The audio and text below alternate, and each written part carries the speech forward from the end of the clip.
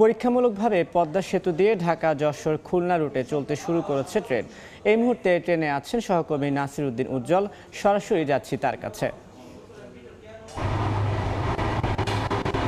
পদ্মা সেতু অতিক্রম করে প্রথমবারের মতো যে সরাসরি রুটে ট্রেন চলছে, সে কারণে কিন্তু দায়িত্বশীলরা বলছেন যে আজকের দিনটি একটি যুগান্তকারী দিন।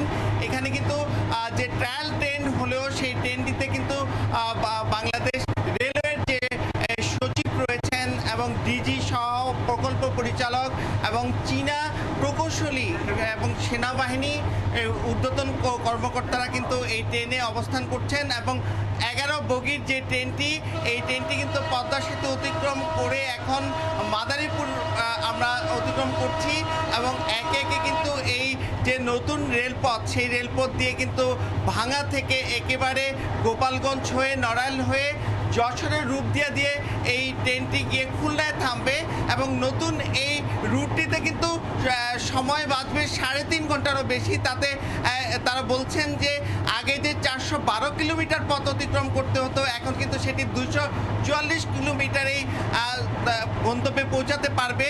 আর সেটি যে পুরনো পথ যমুনা সেতু, সেই হিসাব করলে কিন্তু তারা বলছেন 6 ঘন্টারও বেশি সময় কমে যাচ্ছে এবং এটি কিন্তু ডিসেম্বরের প্রথম সপ্তাহ থেকে বাণিজ্যিকভাবে চালু করতে যাচ্ছে। আর সেই চালু করার পূর্ব প্রস্তুতি হিসেবে কিন্তু একটি যাত্রীবাহী ট্রেন, যেই নতুন ট্রেন, যে ট্রেনটির নাম এখনও কোনো নামকরণ করা হয়নি, তবে তারা প্রস্তুতি এবং বিভিন্ন পরিকল্পনা করছেন এই ট্রেনটির নাম গোধূলি দেওয়া যায় কিনা। এবং এরকম পরিকল্পনার মধ্যে তারা বলছেন 2টি নতুন ট্রেন তারা চালু করবেন এবং এই 2টি ট্রেন ছাড়াও কিন্তু আগের পুরনো ট্রেনগুলো চলবে এবং এতে একটি ট্রেন কিন্তু দিনে 2বার করে আপ ডাউন করবানোর তারা যে পরিকল্পনা সেটিও রাখছেন, কারণ সময় বেঁচে যাচ্ছে। এই সময়তে ট্রেন চালানোর যে পরিকল্পনা সেটি তারা চালু রাখতে চান এবং কিছুক্ষণ আগে কিন্তু রেলওয়ে সচিবের সঙ্গে কথা হয়েছে। তিনি বলছেন যেতে যেমন যাত্রীদের সাশ্রয় হবে, সময়ও বাঁচবে, যেটি এই অঞ্চলের আর্থসামাজিক অবস্থার জন্য একটি মাইল ফলক হয়ে থাকবে।